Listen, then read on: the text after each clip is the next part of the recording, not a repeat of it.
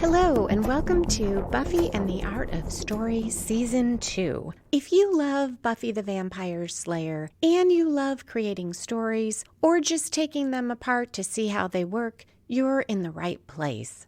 I am Lisa M. Lilly, author of the Awakening Supernatural Thriller series and the QC Davis Mysteries, and founder of WritingAsASecondCareer.com. This Monday, we are talking about What's My Line Part 2, Season 2, Episode 10. This is the second part of a two-part episode. I will cover the midpoint reversal that spins the story in a new direction and changes Buffy's mindset about slaying. Also, why readers and audience members don't always believe something even if it's authentic, and how to quickly remind your audience what happened before without slowing down your story or losing their interest. As always, there will be no spoilers except at the end to talk about foreshadowing, but I'll give you plenty of warning. Okay, let's dive into the Hellmouth. What's My Line Part 2 was written by Marty Noxon and directed by David Semmel. And we will get commentary from Marty Noxon about this part of the episode. We still start with an opening conflict, even though we're picking up from last time at that story midpoint, because we are right in the center of this two-part episode. Kendra and Buffy are facing off against each other after fighting, and Buffy says something like, "Once more, who were you again?" Kendra says she is the Vampire Slayer, which is how we ended the last episode, but notice how we pick up again with this repetition, and it fits because Buffy, of course, does not believe Kendra and is still processing what Kendra said. Buffy tells Kendra, "Nice cover story, try it on someone who's not the real Slayer." But Kendra says, "Nonsense, there is but one Slayer and I am she." Buffy proposes they back off and go see her watcher, and Kendra agrees. We are 1 minute 44 seconds in, and we switch to more opening conflict. Angel is breathing hard in the corner of a cage. There is sunlight all around him. So again, we are getting a very quick flash of what happened last time. So even if you had not watched the prior episode, you would already know that we have apparently a new Slayer who was fighting Buffy, and that Angel has been overpowered and knocked into this cage and is about to die. We switch to the credits. The credits come in much earlier than in most episodes. I didn't go back and look, but I'm pretty sure we did not see the credits earlier than about 2.5 or 3 minutes. So this tells us how quickly we're just 1-2 getting us up to speed, and then we will come back from the credits, and that's where we really pick up the story and it moves forward. We start in the library. Giles says he spoke to Kendra's watcher, Mr. Zabuto, whom Giles knows. And Buffy remains skeptical of Kendra. She's sarcastic when talking to her, including making fun when Kendra says she has no last name, and Buffy says something like "stuck in the 80s much?" She also sometimes mocks Kendra's accent, and later when they are friendlier, she will jokingly mimic it. From today's perspective, that seems a little bit insensitive and something we wouldn't want to see our hero do now. At the time, I don't think there was as much awareness. One thing Marty Noxon did say in the commentary about the accent, she noted that they got a lot of flack about Kendra's accent, and I do remember this on the Bronze, which was the message board at the time, and certainly heard it in commentaries later, this criticism that Kendra's accent seemed to belong to nowhere in particular. And the irony is, Marty said they worked really hard with a accent coach and had a lot of discussions with him, and he narrowed it down to this very specific part of Jamaica. I believe she said a particular town, because they wanted to have this real sense of Kendra having come from a specific place with specific traditions. audience. But in that effort to be so specific, it did not match up with what audience members perhaps expected or thought. It didn't quite sound like a Jamaican accent to them, but it didn't sound like anything else. This is a good example of a couple things. One is that sometimes, despite your best efforts as a writer, you may find that you're not able to convey to readers what is sort of behind the scenes. You can do a ton of research and something can be absolutely correct, and somebody will say, oh, this author should have done some research on this. They don't know anything about it, or they just made up this thing that's really dumb. One of my nieces is a scene designer, and she got a comment like that on one of her sets, that it wasn't authentic. And it just wasn't what that reviewer had in her mind as what that particular culture should look like. Because most people, what they know tends to be what is in the general consciousness. And if the reality is different from that, it can be really tricky as an author to walk that line between, if you are too authentic, people will think it is not correct because it doesn't fit with what they know. I said this was an example of a couple things. The other thing is that just because something is authentic does not mean that it is believable to the reader. Likewise, I am sure you've heard, just because something really happened to you or to someone you know doesn't necessarily make it believable. It has to be believable within the world of the story. Sometimes that means that you will need to have a flavor of authenticity, but include enough that is familiar to readers and audience members that they will get it. And the other lesson is, you are never going to please everybody, so you do your best to tell your story the way you see it, and just accept that there are going to be some criticisms. Willow comes into the library, and Kendra is shocked to learn that Buffy has friends and surprised that Giles allows it. Giles is more amazed by the idea of two Slayers. He says that has never happened before. A new Slayer is only called if the previous one died. And then he says, "Good Lord, you were dead, Buffy." And Buffy says, "I was only gone for a minute." Giles says it must not matter. Her death, no matter how brief, caused the activation of a new Slayer. In the commentary, Marty Noxon said that it was Joss Whedon's idea to bring in this new Slayer because Buffy died, but she wasn't sure if he planned that from back in season 1 or if he realized later that since Buffy had died, under his own lore, the next Slayer should be called. I am struck by the difference when we bring Kendra in with the idea that there could be more than one potential Slayer at a time. Because up until now, we have had that intro from Giles, a voiceover, I think it's over a cemetery, that is at the very start of every episode, where he's reciting some of the Slayer lore, and he says, "Into every generation a Slayer is born." Interestingly, in What's My Line Part 1, that was the first time that intro was dropped, and we will not see it again. I wonder if that's because when they bring in Kendra, you realize it's not that one Slayer is born into each generation. If that were true, if Buffy died, that new Slayer might not even have been born yet. I think a generation is considered to be about 16 years. Buffy was 16, so that Slayer, if only one is born a generation, would only just be being born. So it's more accurate but less dramatic to say that a number of possible Slayers are born into every generation, but we only call one at a time. So we just kind of leave that Slayer is born there. It may be referenced again later in the series, but we won't get that intro anymore. The last time was in episode 8 of season 2, The Dark Age. After Giles explains this, Kendra says she died, and Buffy says just a little. Giles says it's unprecedented. He's flummoxed having two Slayers, and Buffy says, "What's the flum? She's not dead, so they can send Kendra home. It was a mistake," and it creeps her out to have Kendra there. But Kendra says she can't go home. home.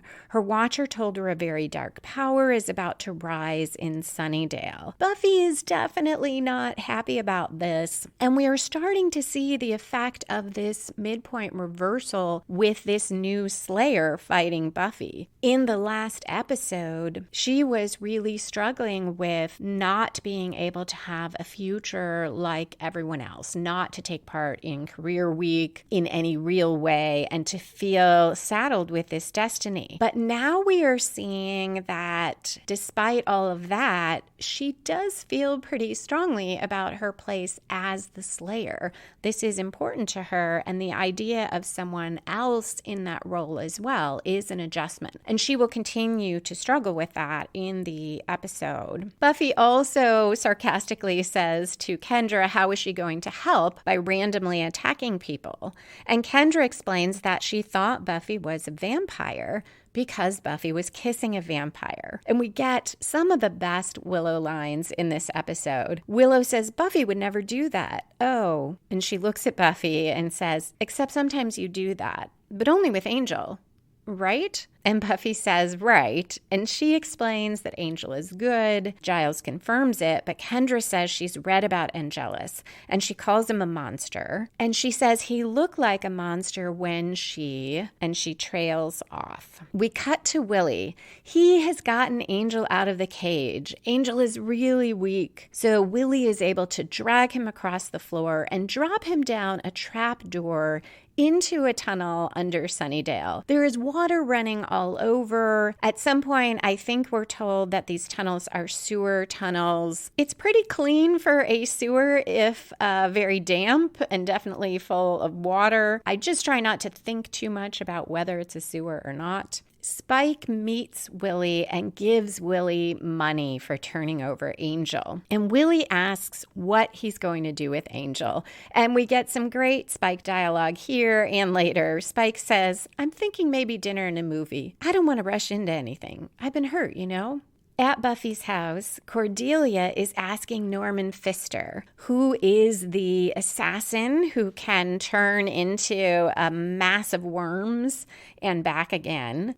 She is asking him about colors from his cosmetic case because remember, he's posing as this cosmetic salesman door to door. And she says something like, well, you wouldn't think it, but I am both a winter and a summer, which is a reference to a book that was very popular in 1987. I had a copy. It was called Color Me Beautiful. Discover your natural beauty through the colors that make you look great and feel fabulous. I had to take a look, and that book is still available on Amazon. Just for fun, I put a link in the show notes in case you want to check it out. Interestingly, Color Me Beautiful still has, I shouldn't say still, because it wouldn't have had a website in 1987. It does have a website now and a whole line of cosmetics. Anyway, little trip down nostalgia lane there. Pfister asks Cordelia if she's the only lady in the house, and she says yes. And Xander comes back downstairs just as Cordelia is starting to get nervous about the robotic way that Pfister is answering her questions about the cosmetics. He begins to disassemble into worms. Cordelia and Xander run for the basement and slam the door. The worms are crawling under the door. Xander and Cordelia use duct tape to seal up the opening, and they stamp on the worms that have gotten through. At Willie's place, the cage is empty, and Kendra says there are no ashes, so she didn't kill Angel. He wasn't dusted.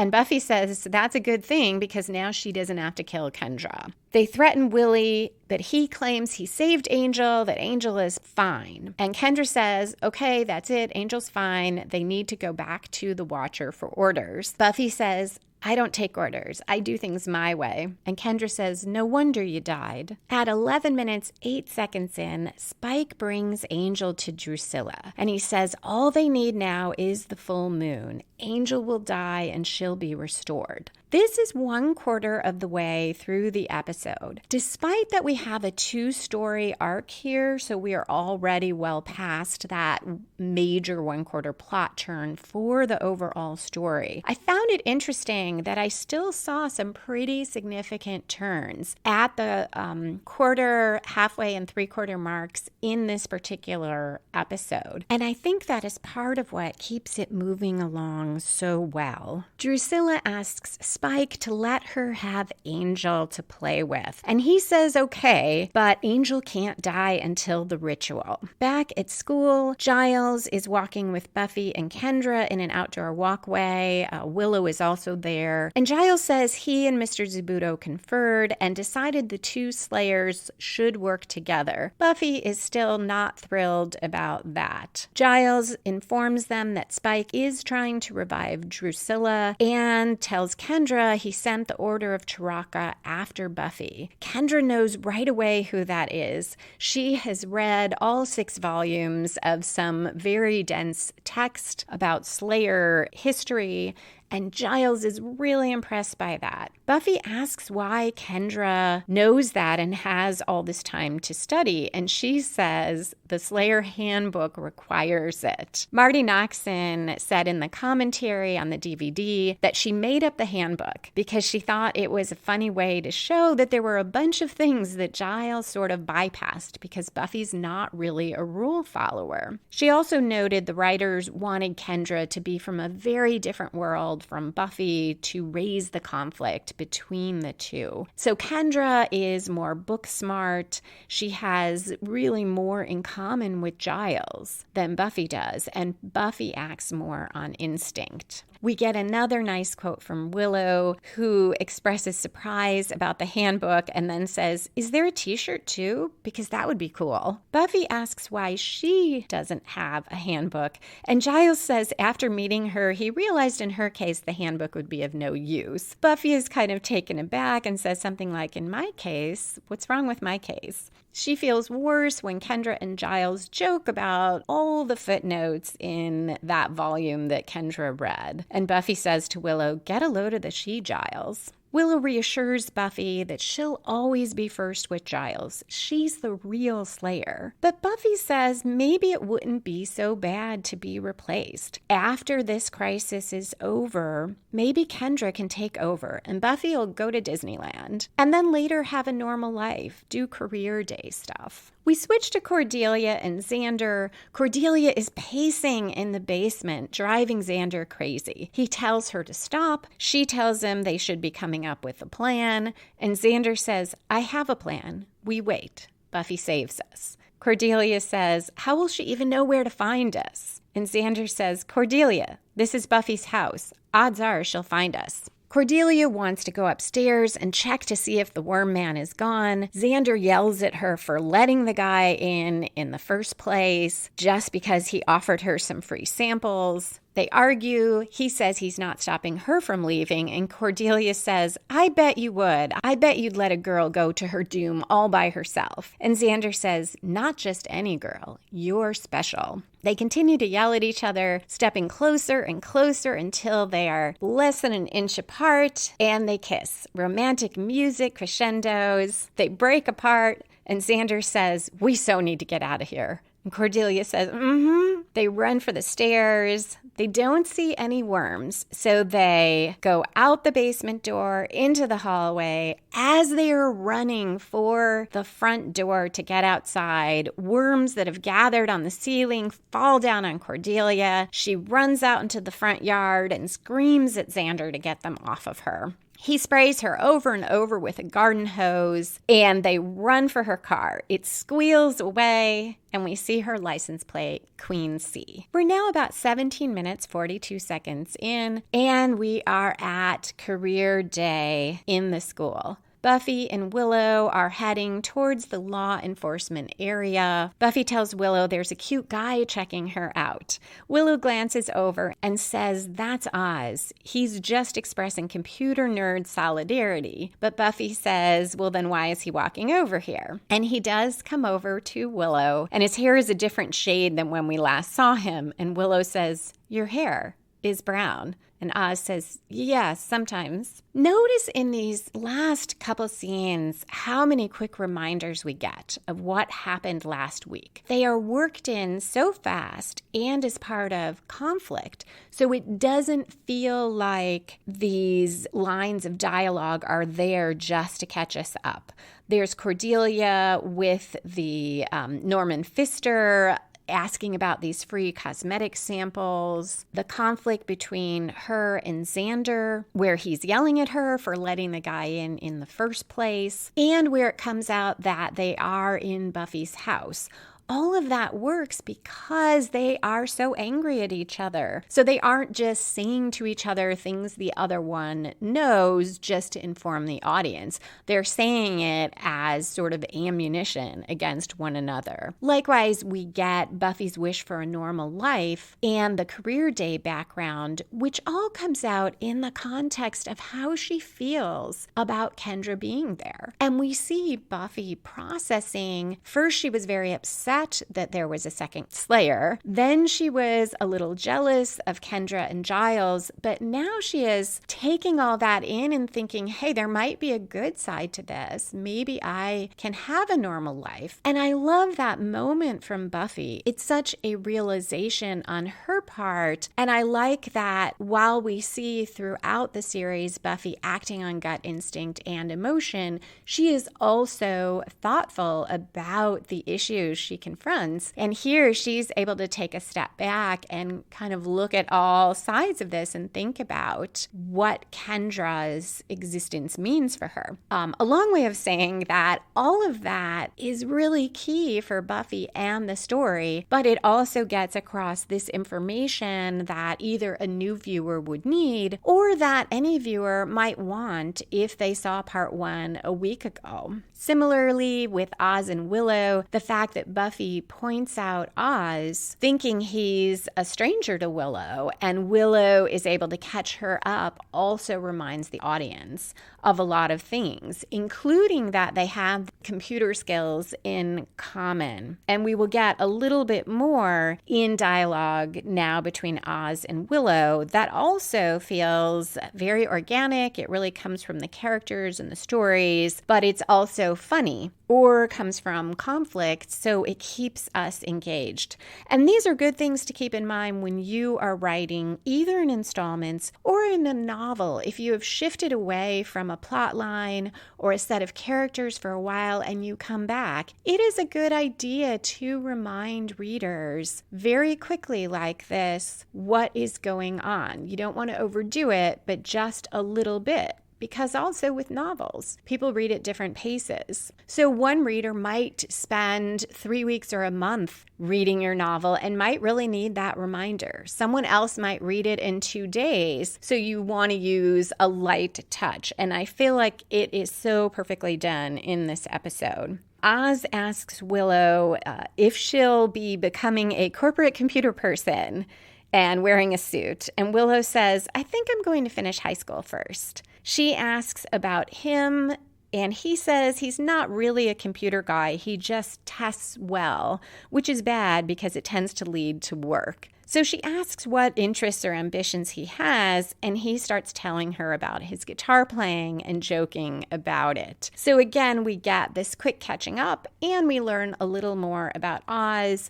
and it's all very engaging. The law enforcement seminar starts. The woman cop that we saw so quickly in the last episode tells the students to raise their hands when she calls their names. She calls Buffy first. And when Buffy raises her hand, the cop pulls a gun on her. Marty Noxon commented that this was written and filmed before the Columbine school shooting. And she didn't think that they would be allowed to do a scene with a shooting in a school now. And that was even in the late 90s. Now that there have been so many more school shootings, I think that she was right then, and I think she is absolutely right if we look at it now. Buffy does disarm the cop, but there are shots fired because the cop has a second gun. Oz pushes Willow out of the way and he gets shot in the arm. Kendra appears and she kicks the second gun from the cop's hand. The cop pulls a knife and grabs a hold of poor Jonathan. And Marty commented that Danny Strong was their Kenny from South Park, who always dies in the episodes, though Jonathan doesn't get killed. But Danny Strong, the actor, she said, does such a good scared face. And they really liked working with him. So he became the guy who was always taken hostage, always victimized, but eventually became more and more of a real character on the show. And she says she thinks it took the audience a while to realize that this was the same guy. Buffy and Kendra stand together in the fighting stance facing toward the cop. And this is nice. It's the first shot we see of them ready to fight together. The cop throws Jonathan aside and runs out. Kendra follows, but she is not able to catch her. Willow goes to Oz and asks if he's okay. And he says, yeah, I'm shot. Wow, it's odd and painful. Jonathan asks if it was a demonstration. In the library, Buffy tells Giles about what happened. Willow says the paramedics said it was only a scrape and Oz will be okay. Xander and Cordelia come in and fill everyone in on Norman Pfister. And Giles explains to them that Kendra is also a Slayer. And here we get a great quote from Xander. He says to Buffy, "A Slayer, ha! I knew this. I'm the only one was just an attention getter." Kendra stutters and stumbles and looks down when Xander talks, and she calls him sir. And we find out later that she is not allowed to talk to boys at all. Cordelia finds another worm and runs out to take another shower. Buffy says that these assassins are definitely serious, but fortunately for me, so is Kendra. At 22 minutes in, Giles said he found the remaining keys to the spell to revive Drusilla. They need the presence of her sire and his blood, a new moon, and a church. And Buffy reveals that Angel is Drew's sire. All of this is happening halfway through the episode, and it makes it a good 3/4 turn in the double episode arc. So remember, our 3/4 turn, like the 1/4 turn, spins the story in a new direction. But unlike that first major plot turn, which generally comes from outside the protagonist, this one at the 3/4 mark usually arises from the protagonist's actions at the midpoint or from that reversal at the midpoint. I see the 3/4 turn here as Buffy and Kendra uniting, which will happen in a moment. And that really does grow from that midpoint reversal of Buffy confronting this new Slayer. Willow tells Buffy not to worry, that they'll save Angel, and Kendra questions that, saying that priority is stopping Drusilla, not saving Angel.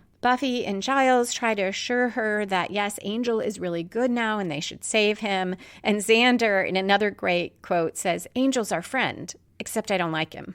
Buffy tells Kendra that right now their priorities mesh, so let's work together, and Kendra finally says okay. And I see this as that turn where, despite Kendra's reluctance and Buffy's continued feelings about Kendra, they decide to work together. And Buffy says she's had it. Spike is going down. He can throw whatever he wants at her, but nobody messes with my boyfriend. This is also a nice midpoint commitment for the episode for Buffy. Now we see that the entire story shifts because it is not just about stopping Spike and Drusilla from reviving Drew or restoring Drew to her full power. It is about saving Angel. Drusilla is torturing Angel with holy water as she talks about things that her mother loved and what her family liked to do and eat. And Marty Noxon commented that Drusilla is really Angelus's work of art. It represents the worst, or in Angelus's mind, the best of what he did as a vampire, the way that he tortured Drusilla and drove her mad before turning her into a vampire. Angel now feels guilty about this, seeing the effect of what he did on Drew. And he tries to apologize for torturing and killing her family, but she won't let him. She says they used to eat cake and eggs and honey until you came and ripped their throats out. Angel screams as she tortures him. This is another example of quick dialogue that fills us in on the past and gives us a little bit of exposition, but completely fits and moves the story because we believe Drusilla would say these things to Angel as she is torturing him. It also reveals complexity to Drusilla because she is angry at Angel over this still after, and I don't mean still because a human, of course, you would still be angry. She is angry, though, despite being a vampire, despite that. We know Spike has done terrible things, has killed people. She probably has as well. And her vampire self, no doubt, admires Angel for this. And we will see she is very enamored of him and attracted to him. But at the same time, I feel it is a bit of her human self still there, that she is still angry at him. We switch to Buffy whittling stakes in Giles' office with Kendra. Kendra's holding the crossbow, and she criticizes Buffy for all the people who know that she's the Slayer and says, "Did no one explain secret identity to you?" And Buffy says, "It must have been in the Slayer handbook after the chapter on personality removal." So there is still a fair amount of tension here. Buffy tells Kendra to be careful with the crossbow, and Kendra says don't worry. She's an expert in all types of weapons. The crossbow goes off and we hear a crash. Giles calls in to find out if they're all right. Buffy says, yeah, it's okay. Kendra killed the bad lamp. Kendra apologizes to Giles. She tells Buffy the trigger is different than the one she's used to. But then she kind of softens and says, maybe when this is over, Buffy can show her more about this one. It's a nice moment between them where Kendra recognizes Buffy's expertise and lets down her guard a little bit. She then says that Buffy's life is different from hers, that Kendra was taught that things like friends, school, family distract from the calling, and her parents gave her to her watcher when she was so little that she doesn't even remember her parents. That's how seriously her people take the calling. This also is so different from Buffy's experience because Buffy didn't know she was the Slayer until, and this happened in the movie, until the previous Slayer died and she was called. She had no idea. But we see in other parts of the world, there is this tradition where a girl might know she's a potential Slayer and her family would know, and she would start preparing. Kendra sees Buffy looking a little sad and says, don't feel sorry for me, that Kendra doesn't feel sorry for herself. And she tells Buffy that she shouldn't entertain emotions, that it's weakness.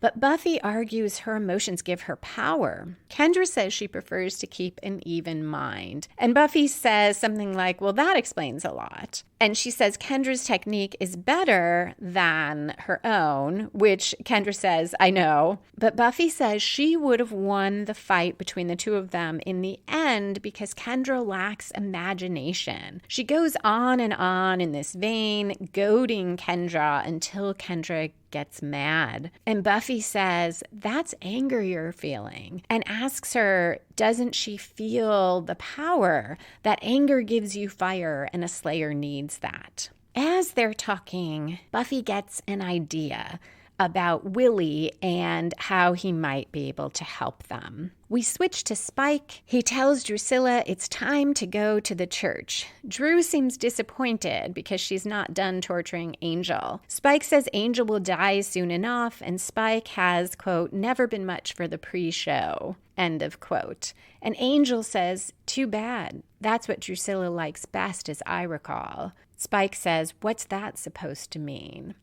Angel goes on in that vein, taunting Spike, and suggesting he knows better what Drusilla likes. Drusilla seems to agree, and Angel tells her that she should let him give Spike some pointers. And he tells Spike that he can tell Drusilla is not satisfied. And then he says, or maybe you two just don't have the fire we had. Spike is angry. He's about to kill Angel. Drusilla stops him because Angel is her cure. And Spike says, oh, right, you almost got me. Aren't you the throw himself to the lions sort of sap these days? And he goes on to say that if he kills Angel now, Drusilla won't have a chance, and Buffy and all her friends will be spared Drew's coming out party. Spike is not falling for it. Angel has to die slowly during the ritual. At Willie's place, Willie claims he doesn't know where Angel is. Kendra tells Buffy to just hit him. Finally, Willow says he'll have to take Buffy there himself. Kendra argues with Buffy, saying they must return to Giles for instructions. It's procedure. Buffy says if she doesn't go with Willie now, Angel could die. And Kendra says he's a vampire. He should die. She leaves and Buffy goes off with Willow. As we'll see later, though they do continue to disagree, they are fighting to fake Willie out. We are now going to move toward the climax of the 2-part episode. Before that, though, a quick break.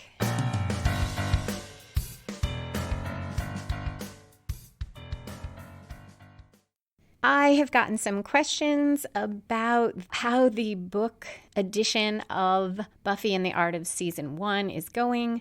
As I'm recording this, I am proofreading it. So I hope to release it over the next 2 weeks. It may even be out now. If it is, I'll have a link in the show notes. Each episode is a chapter. I added at the end some questions to think about for your own writing based on what we see in that episode. There is a short chapter covering all the plot points as well. I've also gotten asked about my breakdown of Jessica Jones, the pilot episode. It is there on Patreon for patrons, and you can become a patron for as little as $1 a month. Just go to Patreon/Lisa M. Lilly, and I will put a link in the show notes to the post with the Jessica Jones audio.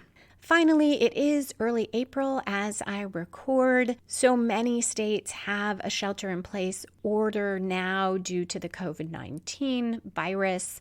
I've been trying to think of something fun to do. I had been hoping to do a reading and a book release party for my third mystery, The Fractured Man. It has been out for a while in ebook form and available as a paperback through Amazon. But about 6 weeks ago, I got the proof copy of the paperback edition that is now available through bookstores. So I'd wanted to do an in-person event for that rather than wait, because I feel like I need something fun and maybe other people do too. I decided to do it as an online event. It'll be through Facebook. I will also post quite a bit on my site, so you can find information, lisalilly.com/fractured. It'll be on April 23rd at 7:30 p.m. Central.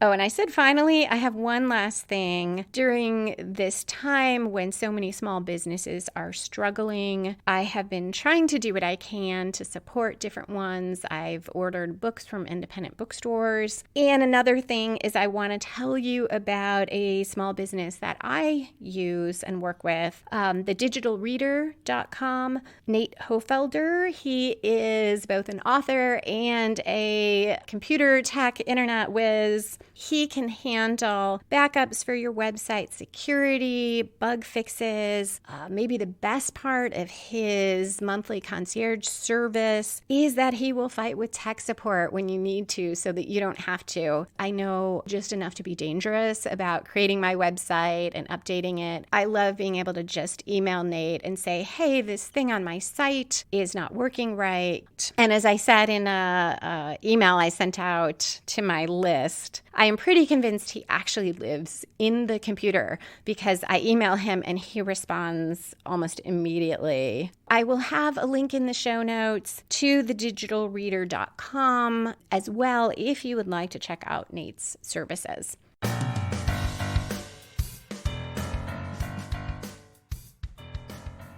Back to Buffy. At 31 minutes, 58 seconds in, Willie brings Buffy to the church, and he says, "There you go. Don't ever say your good friend Willie don't come through in a pinch." A moment later, they turn the corner, and there are two of the assassins and a couple vampires, and Willie says to them, "There you go. Don't ever say your good friend Willie don't come through in a pinch." Inside the chapel, Spike is reciting the words of a spell, and he's waving around this large metal container on a chain. Incense is burning inside the container, and as he swings it on the chain, it disperses smoke. I have seen these so many times as a kid growing up because this container is used for incense in the Catholic Mass and probably other religions as well. But I had to look up what it's called. It is a thurible. Spike waves that around. He also waves a cross. Drew and Angel are standing near the altar, bound together. Angel still looking very weakened, unconscious, and Spike says, "From the blood of the sire, she is risen." There is a huge flash of light, and Spike says now that they've come to a boil, he just needs to let them simmer over a low flame. Willie walks in right at that moment with Buffy and tells Spike, "I got your Slayer." He's quite pleased with himself. This is a nice three-quarter turn, maybe a little bit late for this episode because it spins it in yet another new direction, because now Buffy is right where she wants to be in this church, and Spike has got to deal with this Slayer, and it came out of his own actions. Spike is not pleased. He can't believe Willie brought the Slayer here, but Willie says he heard there was a bounty for Buffy, dead or alive, and he wants the bounty. Buffy sees Angel and Drusilla and realizes the ritual is done. She whispers, "Angel." And Spike tells her not to worry. Angel will be dead in 5 minutes and out of his suffering. And that's 5 minutes more than Buffy has. But Kendra enters doing flips and knocking out one of the vampires. Then we get the classic lines from this episode. Spike, "Who the hell is this?" Buffy, "It's your lucky day, Spike." Kendra, "2 Slayers." Buffy, "No waiting." Marty said that in some ways the whole episode grew from Joss thinking up the 2 Slayers, no waiting line. And she added that that's a little bit of an exaggeration, but there are episodes that grow out of one great line. I think that's so interesting because I talked before about that writing rule of you should kill your darlings, because often it's a line or a joke or something that you just love that doesn't really belong in the story. But maybe not surprisingly, Joss Whedon's show and the writers he works with would subvert that too, because Marty is saying, hey, okay, instead of killing your darlings, you might just create a whole story around them. And maybe that is the answer.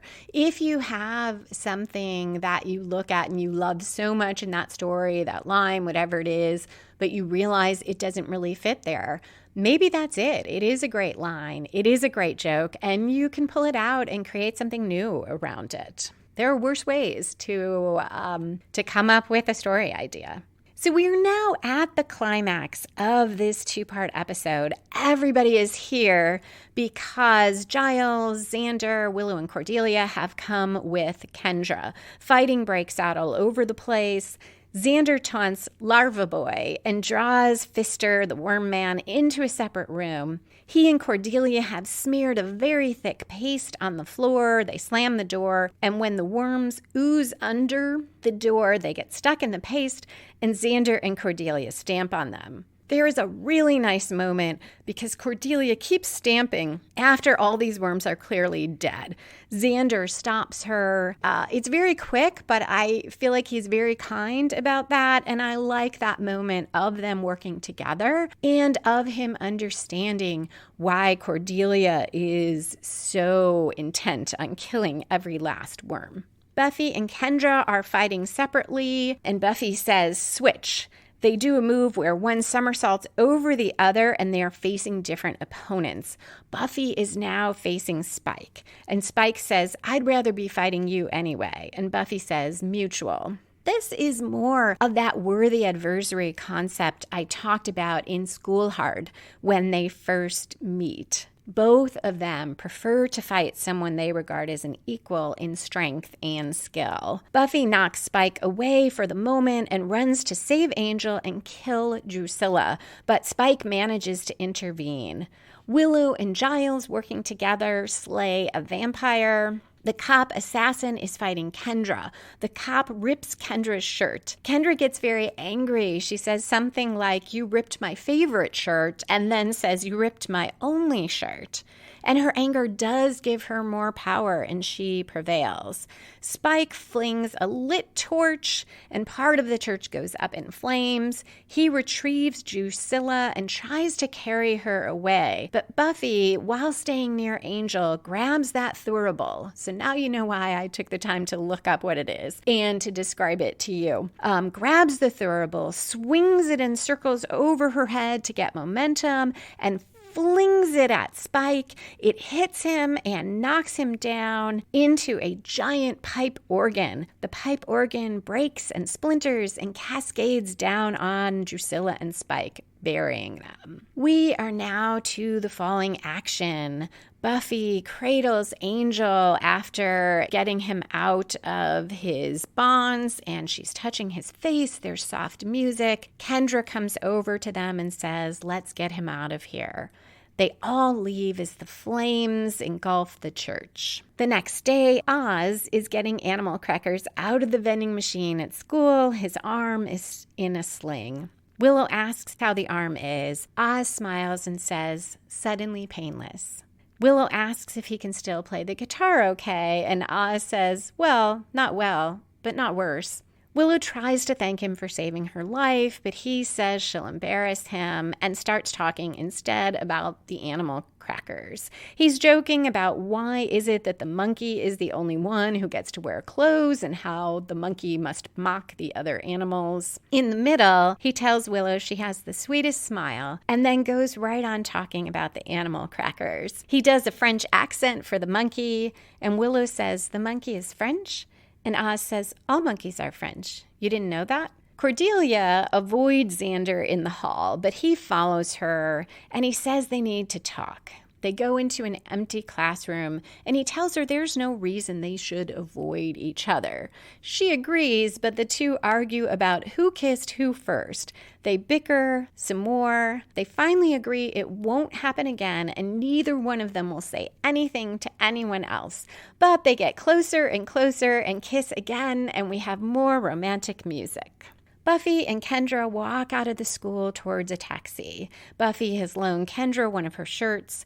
She tells Kendra to get on the plane with her ticket, not to ride in the cargo hold. Kendra agrees, but still protests that doing it that way is not traveling incognito. But Buffy tells her she earned the plane ride. She also advises her to watch the movie unless it's about a dog or Chevy Chase. Buffy thanks Kendra for helping her save Angel. Kendra says it's too strange, a Slayer in love with a vampire, and she won't be telling her watcher about it. Still, Angel is pretty cute. And Buffy says, well, maybe they won't fire me for dating him. And Kendra says, you always do that. When Buffy asks what, Kendra says Buffy talks about slang as if it's a job. And she then says, it's not, it's who you are. Buffy asks where Kendra got that. Was it from the handbook? Kendra gives a little smile and says, from you. They part on a friendly note as Kendra gets into the taxi. That would seem like the end of the falling action. We have wrapped up all the main plot and all the subplots. But now we get one more scene, and it's a game changer. A cliffhanger is where you don't wrap up that main plot, and usually you leave your protagonist in great peril, and the reader or the audience member has to come back for the next installment to find out what happens and resolve that main plot. In contrast, the game changer, we have resolved the main plot. So you have presumably satisfied your reader, satisfied your audience. But something happens that changes the field of play, changes the world going forward. And here we have perhaps the best one in Buffy. I feel like I can't say that. There's so much good in Buffy that I'm sure I'm going to come across something that I think is just as good. But this one is really amazing because Spike is lying under the boards in the burnt out church. And we see Drusilla. She is in vamp face. She is standing and she lifts Spike with one hand till his feet are off the ground and then swings him up into her arms and tells him not to worry. I'll see that you get strong again, like me. And we end. What a great ending. I am pretty sure when I first saw this, I thought Spike and Drusilla were done because we saw them under the pipe organ. We saw the church burning, our main characters leave, and then we find out not only have both survived, but the ritual was complete and Drusilla is revived, even though Angel did not die. So I can't wait to talk about what happens after that. Before I go on to spoilers, one other thing I found really interesting from the DVD commentary. I didn't cover everything here because there is just so much in there, and I'll try to work in a little bit of it in later episodes, or you can get the DVDs and watch yourself. I've said before, I think these commentaries are so helpful, especially for writers, plus they're fun. This one is about writing. Marti Noxon talked about why they did a 2-part episode. She said at first they weren't planning that, but there was so much lore to put in about Slayers and about how Kendra could be there at all and about her background that they needed more space. And she said that sometimes with 2-part stories, there really is only enough story for about 1.5 an episode, but it's network TV, so the episodes have to be a certain length, and she said you can end up with filler. But she felt really happy with this one. She felt like the 2-part really worked here, and there wasn't anything that was there just for filler. I agree with that. I thought that worked so well. I also thought that that worked really well in our 2-part pilot. But in the spoilers, I will talk about a time where, before I ever heard this commentary or heard Marti Noxon saying this, where I did feel like there was filler. And I did feel like there was about a 1.5 episode story there. If you are not sticking around for spoilers, thank you so much for listening. I hope you will come back next Monday when we will see John Ritter guest star in Ted.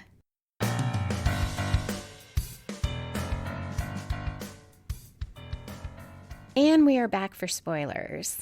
When Giles says that Buffy's death must have activated a new Slayer, I was so struck by that word because when I saw season 7, both the first time and on other rewatches, I was certain that activating a Slayer was new language, and I don't know why. I just never liked that term in season 7. And I thought it was something that got created because they decided to do this storyline with all these potential Slayers. So it opened my eyes and gave me more faith in the long-term planning here, or maybe not planning, but in the continuity when I heard that Giles actually said a new Slayer was activated. Kendra, having been given to her Watcher early, I feel like this foreshadows some of season 7 as well, because there we will see that some of the potentials, at least one I remember,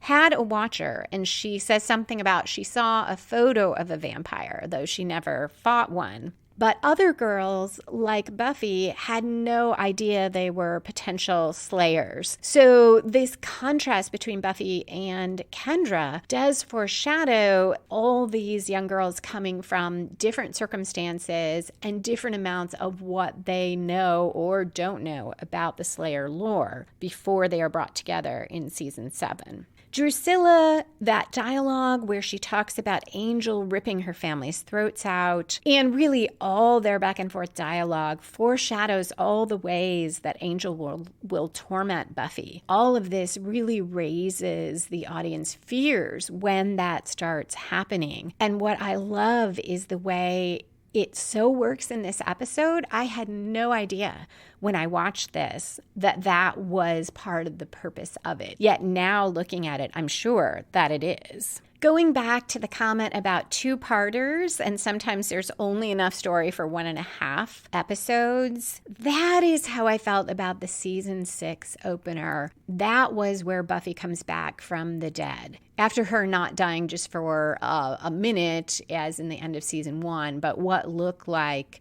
her death. And we find out she has been dead for some time when we come back at the beginning of season 6. I was so looking forward to that episode. And I seem to remember they played both parts in one night. So I was excited about that as well, that we would get to see that whole story arc. And then when I saw it, I did feel like there wasn't quite enough story for 2 episodes. In particular, the extended, or what felt like extended scenes to me, of these demon motorcycle gang riders really dragged.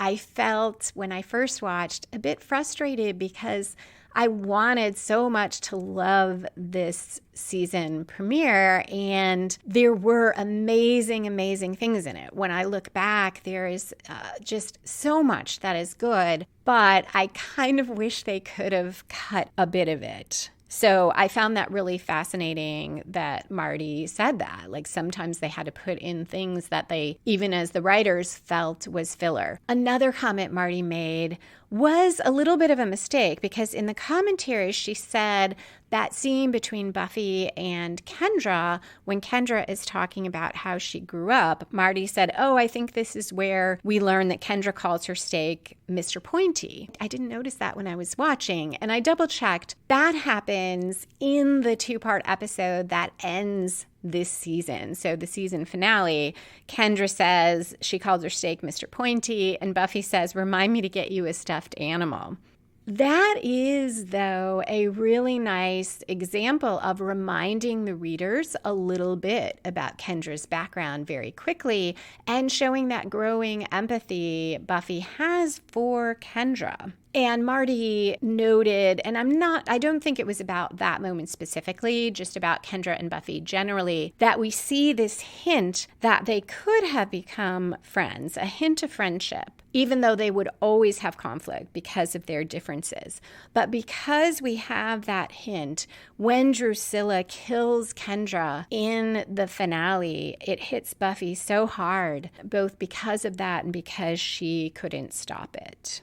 On a lighter note, Oz commenting that he tests well, and unfortunately that leads to work, foreshadows the beginning of season 3, when Oz, who is a year ahead of them, is still in school with them. And he says how, remember how he didn't graduate because he didn't do all the coursework, and then remember how he didn't go to summer school. So he is repeating his last year. At the time when I saw it, I always thought, okay, that was just, Oz really developed into a great character, and we're able to get the actor for another year, so we need to explain why he is in high school with them. But I found it so interesting that here he makes that comment, and he says right out, he doesn't want to do the work. So that actually fits. So I'm going to reassess and say maybe they always had this plan for Oz, and they knew that he was going to hang around another year.